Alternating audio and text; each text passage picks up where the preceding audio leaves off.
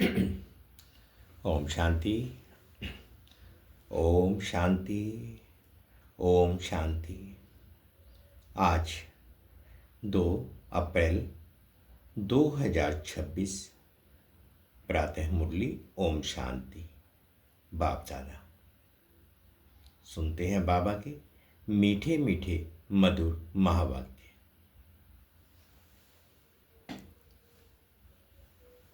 बाबा कहते, मीठे बच्चे, जी बाबा, बाप की ये वंडरफुल हट्टी दुकान है जिस पर सब वैरायटी सामान मिलता है। उस हट्टी के तुम मालिक हो। बाबा कहते, मीठे बच्चे, बाप की ये वंडरफुल हट्टी दुकान है जिस पर सब वैरायटी सामान मिलता है। उस हट्टी के तुम मालिक हो। आज की मुरली के संबंध में प्रश्न है, इस वंडरफुल दुकानदार की कॉपी कोई भी नहीं कर सकता है। क्यों? उत्तर में बाबा ने कहा, क्योंकि ये स्वयं ही सर्व खजानों का भंडार है। ज्ञान का, सुख का, शांति का, पवित्रता का, सर्व चीजों का सागर है। जिसको जो चाहिए वह मिल सकता है। निर्वृत्ति मार्ग वालों के पास ये सामान मिल नहीं सकता। कोई भी अपने को बाप समान सागर कह नहीं सकते। गीत है, तुम्हें पाके हमने जहां पा लिया, जमी तो जमी आसमां पा लिया। ओम शांति। अब बच्चे बैठे हैं बेहद बाप के सामने। इनको बेहद का बाप भी कहा जाए, बेहद का दादा भी कहा जाए, और फिर बेहद के बच्चे बैठे हैं और बाप बेहद का ज्ञान दे रहे हैं। हद की बातें अब छूटी। अब बाप से बेहद का वर्षा लेना है। यह एक ही हट्टी ठहरी। मनुष्यों को पता नहीं है कि हम क्या चाहते हैं। बेहद के बाप की हट्टी तो बहुत बड़ी है। उनको कहा जाता है सुख का सागर, पवित्रता का सागर, आनंद का सागर, ज्ञान का सागर। कोई दुकानदार होता है तो उनके पास बहुत वैरायटी होती है। तो ये है बेहद का बाप। इनके पास भी वैरायटी सामान है। क्या क्या है? बाबा ज्ञान का सागर है, सुख का, शांति का सागर है। उनके पास ये वंडरफुल अलौकिक सामान है। फिर गाया भी जाता है, सुख करता। ये एक ही दुकान ठहरी, और तो कोई का ऐसा दुकान है नहीं। ब्रह्मा विष्णु शंकर के पास क्या सामान है? कुछ भी नहीं। सबसे ऊंचा सामान है बाप के पास, इसलिए उनकी महिमा गाई जाती है। त्वमेव माताश्च पिता त्वमेव। ऐसी महिमा कभी किसकी गाई नहीं जाती। मनुष्य शांति के लिए भटकते रहते हैं। कोई को दवाई चाहिए, कोई को कुछ चाहिए। वह सब हद की दुकान है। सारी दुनिया में सबके पास हद की चीजें हैं। ये एक ही बाप है जिसके पास बेहद की चीजें हैं। इसलिए उनकी महिमा भी गाते हैं कि पतित पावन है, लिबरेटर है, ज्ञान का सागर, आनंद का सागर है। ये सब वैरायटी वक्खर सामान है।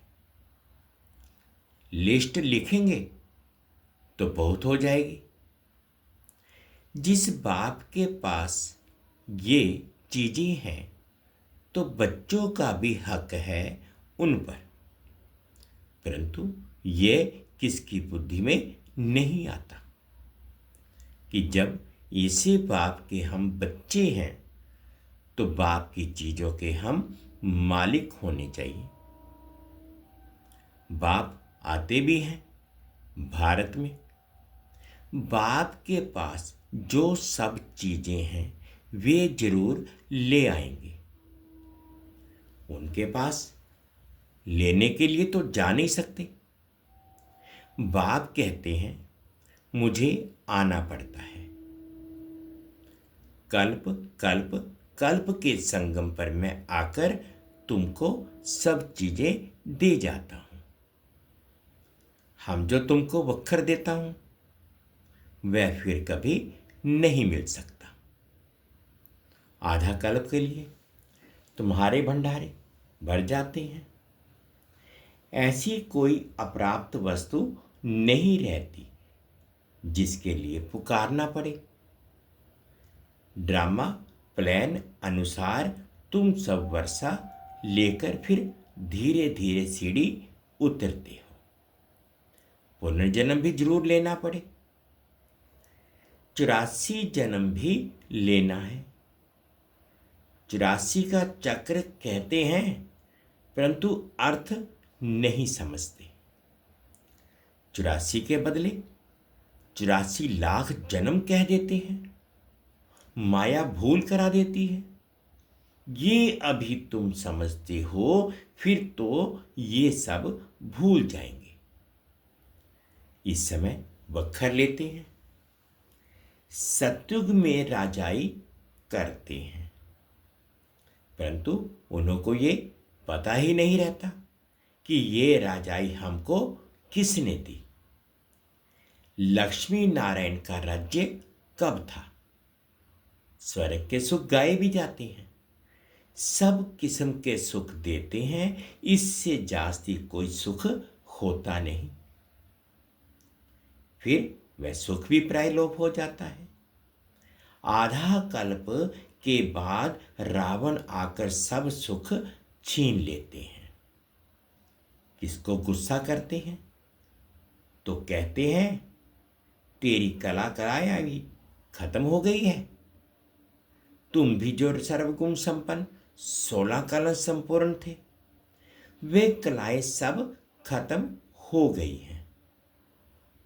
एक बाप के सिवाय और कोई की इतनी महिमा नहीं है। कहते हैं ना, पैसा हो तो लाड़काना घूम कर आओ। तुम विचार करो कि स्वर्ग में कितना अकीचार धन माल था। अभी वह थोड़ी ही है, सब गुम हो जाता है।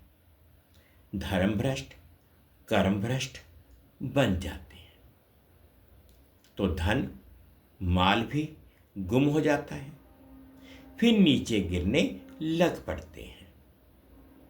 बाप समझाते हैं, तुमको इतना धन दिया, तुमको हीरे जैसा बनाया, फिर तुमने धन माल कहाँ गंवा दिया। अब फिर बाप कहते हैं कि अपना वर्षा पुरुषार्थ कर ले लो। तुम जानते हो कि बाबा हमको फिर से स्वर्ग की बादशाही दे रहे हैं और कहते हैं, हे बच्चे, मुझे याद कर तो तुम्हारे ऊपर जो कट है वह निकल जाए। बच्चे कहते, बाबा हम भूल जाते हैं। ये क्या? कन्या जब शादी करती है तो पति को कभी भूलती है क्या? बच्चे कभी बाप को भूलते हैं क्या? बाप तो दाता है, वर्षा बच्चों को लेना है तो जरूर याद करना पड़े। बाप समझाते हैं, मीठे मीठे से दे बच्चे, याद की यात्रा में रहेंगे तो विकर्म विनाश होंगे और कोई उपाय नहीं है। भक्ति मार्ग में तीर्थ यात्रा, गंगा स्नान आदि जो करते आए हो तो सीढ़ी नीचे उतरते ही आए हो, ऊपर तो चढ़ ही नहीं सकता। लो नहीं कहता, सबकी उतरती कला ही है। ये जो कहते हैं कि फलाना मुक्ति में गया, ये झूठ बोलते हैं, वापिस कोई जा नहीं सकते। बाबा आया है तुमको 16 कला संपूर्ण बनाने। तुम ही गाते थे कि मुझ निर्गुण हारे में कोई गुण नहीं। अभी तुम जानते हो कि बाप गुणवान बनाते हैं। हम ही गुणवान पूज्य थे। हमने वर्षा लिया था, 5000 वर्ष हुए। बाप भी कहते हैं कि तुमको वर्षा देकर गए थे। शिव जयंती, रक्षाबंधन, दशहरा आदि मनाते भी हैं, फिर भी कुछ समझते नहीं हैं, सब कुछ भूल जाते हैं। फिर बाप आकर याद दिलाते हैं, तुम ही थे, फिर तुमने राज्य भाग्य गंवाया है। बाप समझाते हैं, अब ये सारी दुनिया पुरानी जड़ जड़ी भूत है। दुनिया तो यही है, यही भारत नया था, अब पुराना हुआ है। स्वर्ग में सदा सुख होता है, फिर द्वापर से जब दुख शुरू होता है तब ये वेद शास्त्र आदि बनते हैं। भक्ति करते करते जब तुम भक्ति पूरी करो तब भगवान आए ना। ब्रह्मा का दिन, ब्रह्मा की रात, आधा आधा होगा ना। ज्ञान माना दिन, भक्ति माना रात। उन्होंने तो कल्प की आयु उल्टी सुल्टी कर दी है। तो पहले पहले तुम सबको बाप की महिमा बैठ सुनाओ। बाप ज्ञान का सागर, शांति का सागर है। श्री कृष्ण को थोड़े ही कहेंगे निराकार पतित पावन सुख का सागर। नहीं, उनकी महिमा ही अलग है, रात दिन का फर्क है। शिव को कहते ही हैं बाबा, श्री कृष्ण को बाबा अक्षर ही नहीं शोभता। कितनी बड़ी भूल है। फिर छोटी छोटी भूलें करते 100% भूल गए हैं। बाप कहते हैं, सन्यासियों से कभी ये सौदा मिल ना सके। वह हैं ही निर्वृत्ति मार्ग के, तुम हो प्रवृत्ति मार्ग वाले। तुम संपूर्ण निर्विकारी थे, वॉइसलेस वर्ल्ड थी, ये है विशेष वर्ल्ड। फिर कहते, क्या सत्युग में बच्चे पैदा नहीं होते? वहां भी तो विकार था। अरे, वह है ही संपूर्ण निर्विकारी दुनिया। संपूर्ण निर्विकारी फिर विकारी हो कैसे सकते हैं? फिर सतयुग में सब इतने मनुष्य हो, ये कैसे हो सकता? वहां इतने मनुष्य थोड़े ही होते हैं। भारत के सिवाय और कोई खंड नहीं होंगे। वह कहते भी हैं, हम मान नहीं सकते। दुनिया तो सदैव भरी हुई रहती है, कुछ भी समझते नहीं। बाप समझाते हैं कि भारत गोल्डन एज था, अब तो आयरन एज पत्थर बुद्धि है। अब तुम बच्चों ने ड्रामा को समझ लिया है। गांधी आदि सब राम राज्य चाहते थे, परंतु दिखाते हैं कि महाभारत लड़ाई लगी, बस फिर खेल खत्म। फिर क्या हुआ? कुछ भी दिखाया नहीं है। बाप बैठ ये समझाते हैं। ये तो बिल्कुल सहज है। शिव जयंती मनाते हैं तो जरूर शिव बाबा आते हैं। वह हेवनली गॉड फादर तो जरूर हेवन के गेट खोलने आएगा। आएंगे भी तब जब हेल होगा। हेवन के द्वार खोल हेल के बंद कर देंगे। हेवन के द्वार खुले तो जरूर सब हेवन में ही आएंगे। ये बातें कोई डिफिकल्ट नहीं है। महिमा सिर्फ एक बाप की है, शिव बाबा की ही हड्डी है। वह है बेहद का बाप। बेहद के बाप द्वारा भारत को स्वर्ग का सुख मिलता है। बेहद का बाप स्वर्ग स्थापन करता है। बरोबर बेहद का सुख था, फिर हम हेल में क्यों पड़े हैं, ये कोई भी नहीं जानते। बाप समझाते हैं कि तुम ही थे, फिर तुम ही गिरे हो। देवताओं को ही 84 जन्म लेने पड़ते हैं। अभी आकर पतित बने हैं, उनको ही फिर पावन बनना है। बाप का भी जन्म है तो रावण का भी जन्म होता है, ये किसको भी पता नहीं। कोई से भी पूछो तो रावण को कब से जलाते हो, कहेंगे वह तो अनादि चलता आता है। ये सब राज बाप समझाते हैं। उस बाप की एक ही हड्डी की महिमा है। सुख, शांति, पवित्रता मनुष्य से मनुष्य को मिल नहीं सकता। सिर्फ एक को थोड़ी ही शांति मिली थी। ये झूठ बोलते हैं कि फलाने से शांति मिली। अरे, शांति तो मिलनी है शांति धाम में। यहां तो एक को शांति होगी, फिर दूसरा अशांत करेंगे तो शांति में रह ना सके। सुख, शांति, पवित्रता सब चीजों का व्यापारी एक ही शिव बाबा है। उनसे कोई आकर व्यापार करे, उनको कहा ही जाता है सौदागर। पवित्रता, सुख, शांति, सब संपत्ति, सब कुछ उनके पास है। अप्राप्त कोई वस्तु नहीं। स्वर्ग का तुम राज्य पाते हो। बाप तो देने आए हैं, लेने वाले लेते लेते थक जाते हैं। मैं आता ही हूं देने के लिए, और तुम ठंडे पड़ जाते हो लेने में। बच्चे कहते हैं, बाबा माया के तूफान आते हैं।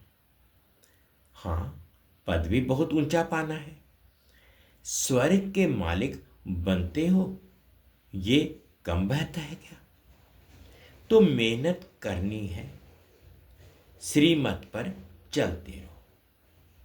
वक्खर जो मिलता है वह फिर औरों को भी देना पड़े, दान करना पड़े। पवित्र बनना है तो 5 विकारों का दान जरूर देना है। मेहनत करनी है, बाप को याद करना है, तब ही कट उतरेगी। मुख्य है याद, प्रतिज्ञा भल करो कि बाबा हम विकार में कभी नहीं जाएंगे, किसी पर क्रोध नहीं करेंगे, परंतु याद में जरूर रहना है, नहीं तो इतने पाप कैसे विनाश होंगे। बाकी नॉलेज तो बड़ी सहज है। 84 जन्म का चक्र कैसे लगाया है, ये किसको भी तुम समझा सकते हो। बाकी याद की यात्रा में मेहनत है। भारत का प्राचीन योग मशहूर है। क्या ज्ञान देते हैं?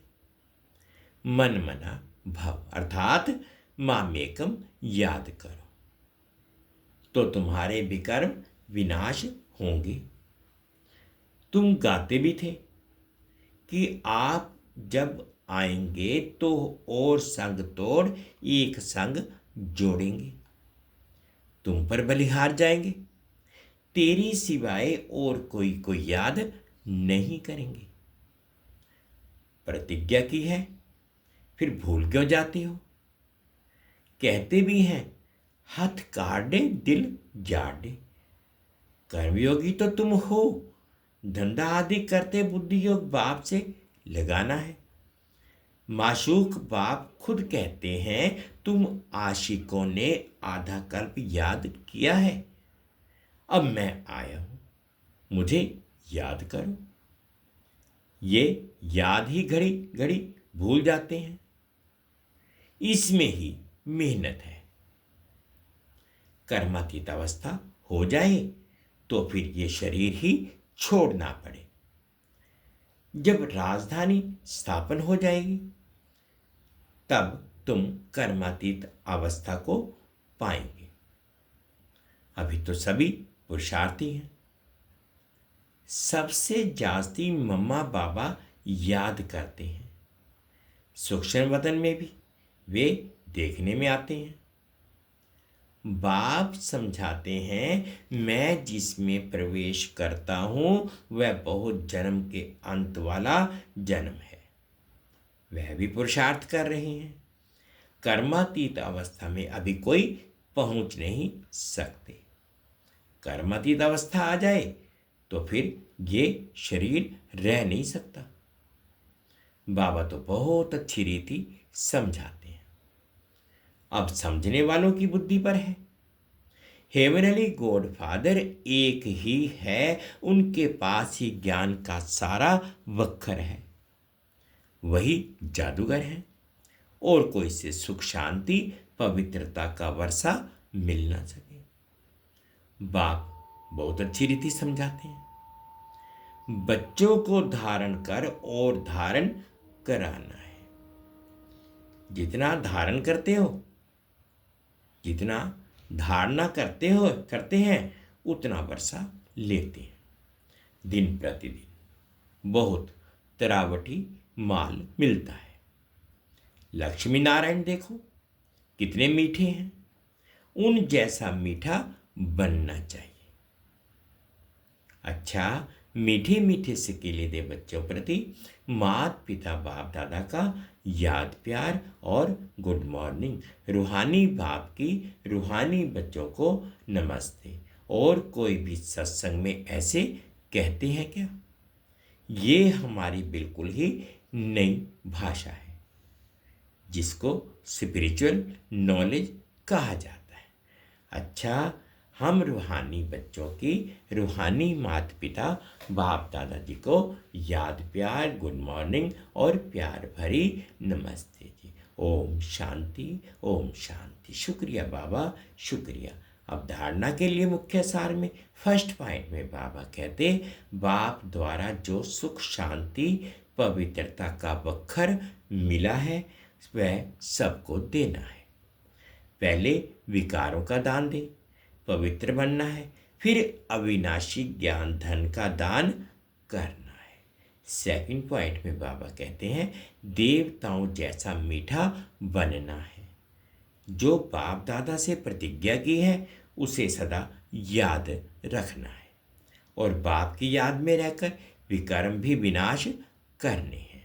आज बाबा ने मीठा मीठा वरदान दिया, अनुभव करेंगे। निमित्तपन की स्मृति द्वारा अपने हर संकल्प पर अटेंशन रखने वाले निवारण स्वरूप भव। निमित्तपन की स्मृति द्वारा अपने हर संकल्प पर अटेंशन रखने वाले निवारण स्वरूप भव। निमित्त बनी हुई आत्माओं पर सभी की नजर होती है, इसलिए निमित्त बनने वालों को विशेष अपने हर संकल्प पर अटेंशन रखना पड़े।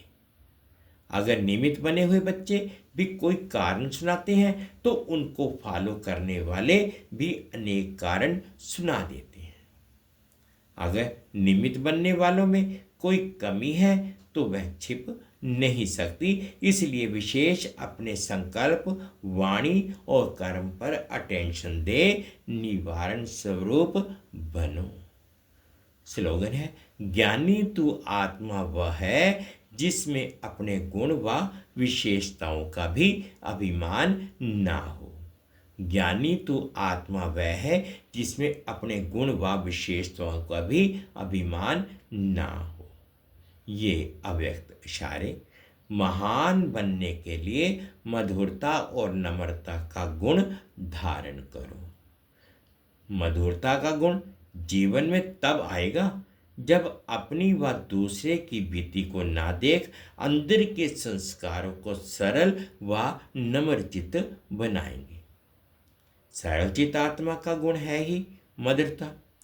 उनके नयनों से मधुरता, मुख से मधुरता और चलन से मधुरता प्रत्यक्ष रूप में देखने में आती है। मधुरता और नम्रता इन दो विशेष धारणाओं से सदा विश्व कल्याणकारी महादानी वरदानी बन जाएंगे और सहज ही स्नेह का सबूत दे सकेंगे। मीठे बच्चे, बाप की ये वंडरफुल हट्टी दुकान है जिस पर सब वैरायटी सामान मिलता है। उस हट्टी के तुम मालिक हो। गीत था, तुम्हें पाके हमने जहां पा लिया, जमी तो जमी आसमां पा लिया। ओम शांति, ओम शांति। शुक्रिया बाबा, शुक्रिया।